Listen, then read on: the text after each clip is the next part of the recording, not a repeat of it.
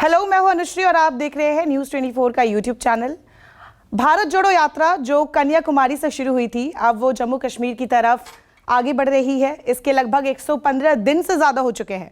इसमें हिंदुस्तानी नहीं बल्कि विदेश से भी आकर लोग जुड़ रहे हैं और उन्हीं में से एक है सत्यम, जो आज हमारे साथ जुड़े हैं। तो बहुत बहुत शुक्रिया सत्यम, आपको टाइम निकाल कर हमारे साथ जुड़ने के लिए। सबसे पहले जी नमस्कार, गुड आफ्टरनून। Good afternoon. तो ये बताइए कि सबसे पहला तो सवाल यही है कि जैसा कि हमने सुना है कि आपने यूएस में पायलट की नौकरी छोड़ी है और फिर भारत आकर राहुल गांधी के साथ जोड़ने का फैसला किया, तो ये कैसे किया? जी ये ऐसा है कि देखिए, मेरा बताऊं तो मैं एक वानगांव करके विलेज है महाराष्ट्र में। उस विलेज में मैं पला बड़ा, बॉर्न एंड ब्रॉट अप। मेरे फादर किसान है। जब मैं पायलट यूएस में कैसे बना, पहले तो यह है कि मैं राजीव गांधी जी के एक इंटरव्यू देख के काफी इंप्रेस हो गया था। इंडियाज राजीव, जब मैं शायद 9th या 10th क्लास में था, तो मैंने जिद की कि अब मैं पायलट ही बनना मुझे, और मैं यूएस पहुंचा। 2009 से मैंने वहाँ ट्रेनिंग ली, मैं वहाँ पे इंस्ट्रक्टर रहा, वहाँ पे जॉब की। अपने कंट्री बीच कुछ आता जाता रहता था अक्सर। 2014-15 के बाद से काफी बदलाव देश में, दोस्तों में, समाज में देखने को मिलते रहे उनके बर्ताव के तौर पे। उस बीच 2017, if I am not wrong, Rahul Gandhi ji Berkeley आए हुए थे कैलिफोर्निया में। उनका एक इंटरेक्शन था। तो वो इंटरेक्शन मैंने अनुश्री जी देखा, उसमें ना वो व्यक्ति ने एक बात कही कि my idea of India is कि हिंदुस्तान में आज भी लोग पंक्तियों में हैं। तो उस पंक्ति में आखिरी व्यक्ति जो खड़ा है उसको पहले व्यक्ति के बराबर का दर्जा मिलना चाहिए। ये इंडिया में देखना चाह रहा हूँ। और ये बात मुझे बहुत जेन्युइनली क्लिक हुई। तब मैंने डिसाइड किया कि अब he is someone who I can look after as a leader. और मैं इंडिया आया और मैंने यहाँ पे काम करना शुरू किया। हालांकि मैंने अपने लाइसेंस भी इंडियन गवर्नमेंट में कन्वर्ट किए, डीजीसीए सारे एग्जाम्स देके, एटीपीएल वगैरह सारे देके। और ये था कि मैं यहाँ पे as a flying career pursue करूंगा और साइड बाय साइड जो हो सकता है फॉर सोसाइटी वर्क करूंगा। लेकिन देन मेरा इन्वॉल्वमेंट फुल टाइम हो गया भारत जोड़ो यात्रा आने की वजह से, और मैंने ऑफिशियली अब रेजिग्नेशन दे दिया है और एज अ पायलट अब मैं अपना करियर नहीं देख रहा हूँ। मैं भारत जोड़ो यात्रा में भारत यात्री के तौर पे जुड़ चुका हूँ। अब आगे का रास्ता यहीं से देखते हैं क्या तय कर सकते हैं। जी, तो आप भारत जोड़ो यात्रा से कब जुड़े? किस वक्त, मतलब महाराष्ट्र से आपने शुरू किया या फिर कब जुड़े? नहीं नहीं नहीं, 7 सितंबर डे 1 से कन्याकुमारी से मैं चल रहा हूँ एज अ भारत यात्री। जब ये प्रोसेस हो रहा था भारत यात्रियों का, तो मैंने पता किया, मैं एआईसीसी में मैंने संपर्क किया, इंटरव्यू हुए, और बस फिर लिस्ट में नाम आया और मैं डे 1 से चल रहा हूँ। जी, तो इस बीच में जैसे कि अभी जो भारत जोड़ो यात्रा है वो पंजाब में जालंधर में है और आज खबर भी आई कि वहाँ पे एक काफ़ी पॉपुलर सांसद थे, उनका निधन हो गया है, उसके बाद स्थगित कर दी गई। ऐसे बहुत सारे, आई गेस जब से यात्रा शुरू हुई है, ऐसे कितने यात्री होंगे जिन्होंने साथ छोड़ा है, अगर आप बोल पाए तो, क्योंकि ये उनके लिए एक बड़ी बात होगी। जी, सबसे पहले तो मैं श्रद्धांजलि व्यक्त करता हूँ मेंबर ऑफ पार्लियामेंट यहाँ के जालंधर के संतोष सिंह चौधरी साहब। आज सुबह ही वो, आप विश्वास नहीं करेंगे, उन्होंने बहुत सुंदर मंच सजाया था। मुस्लिम स्टेट से पहुंची, उस मंच से उन्होंने राहुल जी का स्वागत किया और राहुल जी के साथ उन्होंने चलना शुरू किया। और महज 5-7 मिनट बाद चलते चलते वहीं पे वो कोलैप्स हो गए। तो श्रद्धांजलि, और मैं तो कहूंगा ये शहादत है उनकी कि उन्हें ईश्वर का बुलावा आया, ये बहुत बड़ी बात है।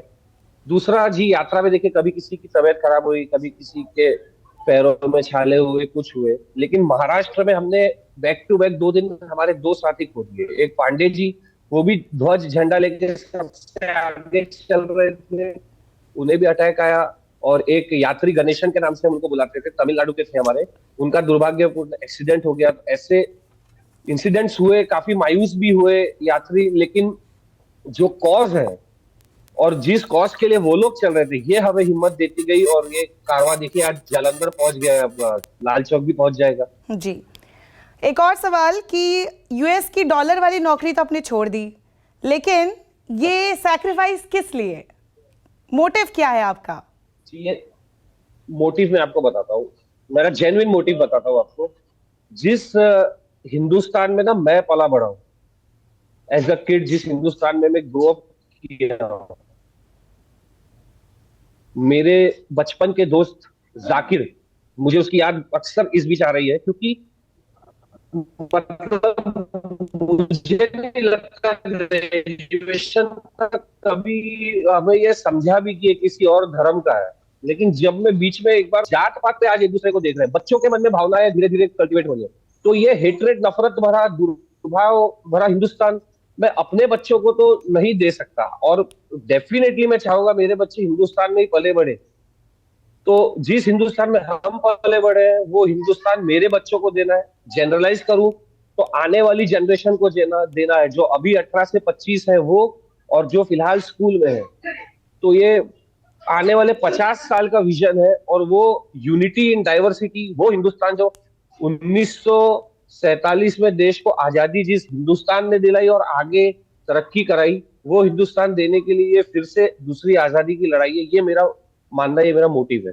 जी, एक और सवाल कि जैसे जब आपने प्लान किया होगा कि आपको अब यूएस छोड़कर स्वदेश लौटना है, कुछ अच्छा करना है, कुछ ऐसा देश के लिए करना है, तो आपने निश्चित तौर पर अपने पिताजी से या फिर अपने दोस्तों को बताया होगा कि मैं ऐसा सोच रहा हूँ। तो उनमें से किसी ने आपको बोला कि तुम रिग्रेट करोगे या फिर ये बहुत बड़ी गलती है, या सबने साथ दिया जी, कि हाँ ठीक है? मैं जब आया तो मैं ये सोच के नहीं आया था कि वापस जाना नहीं है, लेकिन मैं जब यहाँ आया तब मैंने एक सेल्फ कॉल लिया कि आई वोंट गो बैक, अब मैं जाना नहीं है मुझे। तो मैंने अपने फादर को बताया, उन्होंने कोई रिएक्शन खास, उन्होंने ये कहा कि तुमको जो ठीक लगता है वो करो। लेकिन ओवर द टाइम दोस्त, समाज, जानकार, ये मतलब काफी टाइम से कि अरे क्या कर रहे हो तुम, मतलब they used to call names, पागल हो क्या आप, ऐसे कौन कॉल लेता है आज के जमाने में। और फिर भी अब ये सोचिए, अब 2017 और ये सब की बात है, लोग इतने अवेयर भी नहीं थे, प्रोपेगेंडा के जी शिकार थे, आप क्या पार्टी चुन लिए हैं, और ये सब लोगों का कहना था।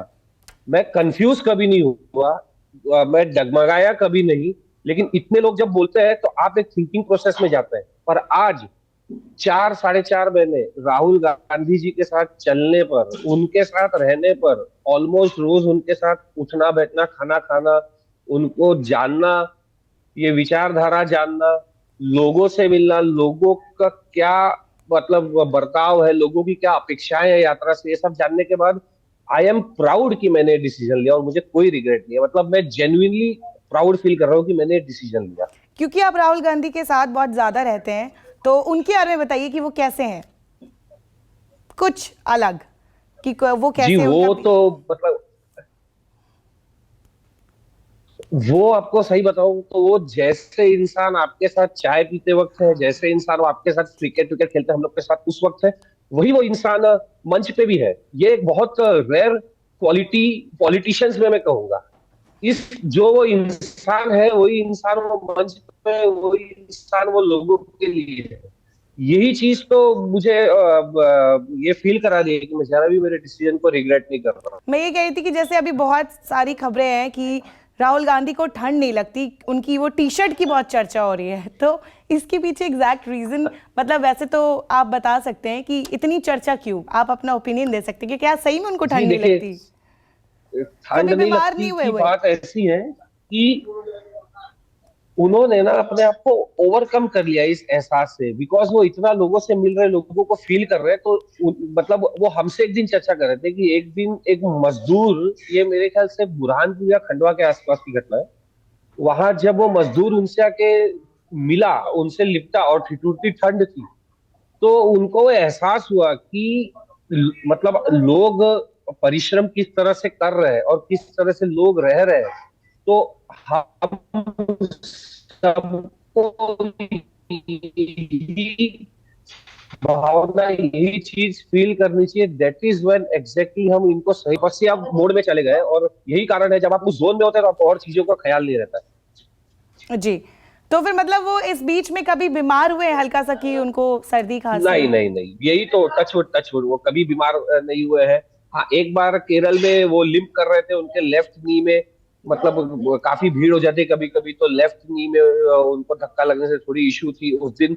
उनकी स्पीड भी थोड़ी स्लो थी, बट ही ओवरकम हो ही रात में, और नेक्स्ट डे से उनने उसको रिकवर किया, पर वो चलते ही रहे और टचवुड चल रहे बहुत अच्छे। जी, एक और सवाल, क्योंकि आप एकदम डे वन से जुड़े, जैसे कि आपने बोला कि आप कन्याकुमारी से ही जुड़े थे, तो जब ये यात्रा शुरू हुई थी, जब इसकी प्लानिंग चल रही थी, तो जो उम्मीदें थी वो उससे ज्यादा गेन कर पाए हैं कि हमें ये लगा था कि हमें चलो इतना तो होगा, लेकिन जी जी, और डेफिनेटली नहीं डेफिनेटली ऑनेस्टली मेरी तो ये उम्मीदें थी कि पार्टी कैडर जग जाएगा, पार्टी सड़कों पे आ जाएगी और यात्रा सक्सेसफुल होगी, लेकिन पार्टी कैडर से ज्यादा तो लोगों ने इसको अपना लिया। इट इज डेफिनेटली अ जन आंदोलन नाउ। आपको मैं इंसिडेंट बताता हूँ, मेरे पैरों में तो मतलब कम से कम 12-15 दोनों पैरों में छाले थे, और मैं लिटरली यात्रा से 4-4 घंटे पीछे चलता था। तो मैं पीपी के हॉस्पिटल, एक हॉस्पिटल आया, वहां पे चला गया दवाई लेने। उन्होंने मेरी आधा पौने घंटे तक ड्रेसिंग की, टैबलेट्स दी, आगे का आप जिस कॉज के लिए चल रहे हैं, it is shameful on our part कि आपसे हम इसका बिल लेंगे, और उन्होंने वो चीज नहीं ली है। मेरा पर्सनल एक्सपीरियंस है। उस दिन मैं समझ गया कि हम कितनी बड़ी जिम्मेदारी को लेके चल रहे हैं, और डेफिनेटली ये पॉलिटिकल यात्रा तो नहीं है, ये अब एक आंदोलन है, जन आंदोलन है। जी, तो एक और सवाल कि ये थोड़ा पर्सनल हो सकता है कि क्या अब भारत जोड़ो यात्रा, जैसे कि अब लगभग 68 दिन बचे हैं, उसके बाद जम्मू कश्मीर जाएगी और फिर ये खत्म हो जाएगी, उसके बाद आपका प्लान क्या है? क्या आप राजनीति से सीधे तौर पर जुड़ेंगे ऑफिशियली, या फिर कार्यकर्ता बने रहेंगे? जी, मेरा ऐसे पिन पॉइंट आप पूछे तो ऐसा कोई प्लान नहीं है, बट मैं डेफिनेटली यस पार्टी में ऐसी जिम्मेदारी जरूर चाहूंगा जिससे कि मैं खुल के ये आइडियोलॉजी का प्रचार कर सकूं, और जितना ज्यादा हो सके बहके हुए लोगों को कन्वर्ट कर सकूं, समझा सकूं। तो ये मैं डेफिनेटली चाहूंगा। जी जी, कंप्लीट करिए। जी, आप मैं पिन पॉइंट कोई मेरा ऐसे प्लान नहीं है कि ये चीज करनी है वो करनी है, बट डेफिनेटली मैं पार्टी में ऐसी कोई जिम्मेदारी जरूर चाहूंगा जिससे कि मैं पार्टी की आइडियोलॉजी का प्रचार बहुत अच्छे से कर सकूं, किस लिए मैं जुड़ा हूं, क्या मैं फील करता हूं, और पार्टी क्या स्टैंड करती है, और यूथ जो बहके हुए यूथ है उन पर मैं कुछ प्रभाव डाल सकूं, ऐसी जिम्मेदारी का मैं जरूर स्वीकार करूंगा अगर पार्टी ने विश्वास जताया तो। जी, इसको इंटरव्यू को खत्म करने से पहले एक आखिरी सवाल, जो कि बहुत, जैसे कि आपने बोला कि आप कांग्रेस की आइडियोलॉजी को प्रचार करेंगे आगे आने वाले दिनों में, और जैसे कि राहुल गांधी कहते हैं कि वो मोहब्बत की दुकान लेकर चल रहे हैं, तो क्या है वो आइडियोलॉजी आपके हिसाब से? जी, कि आप अपने घर में पूजा कर रहे हैं, नमाज पढ़ रहे हैं, अरदास लगा रहे हैं, आप जो कर रहे हैं आप करिए, हमको उससे कोई लेना देना नहीं है, ना हम बताने आएंगे आप कैसे करिए, क्या खाइए, क्या पिए, क्या ओढ़िए।